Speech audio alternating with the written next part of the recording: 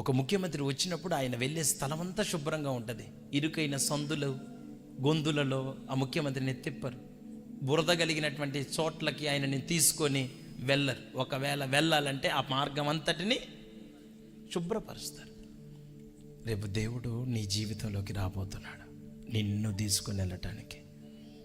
Are you clear in your life? నీ జీవితంలో నువ్వు పర్ఫెక్ట్గా క్లియర్ అయిపోయావా?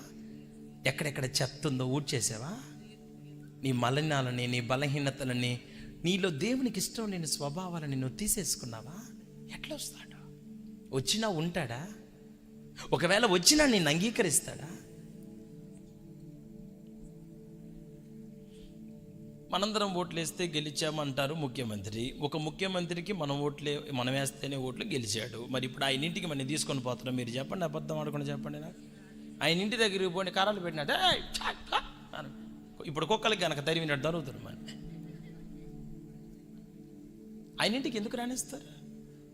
ఆయన ఇంటికి వెళ్ళాలంటే, ఒక ముఖ్యమంత్రి ఇంటికి వెళ్ళాలంటే నువ్వు ఒక మినిస్టర్వా, ఒక ఎమ్మెల్యేవా, ఎవరివి నువ్వు? ఆయనకి తగిన వాళ్ళే ఆయన ఇంటికి వెళ్ళాలి.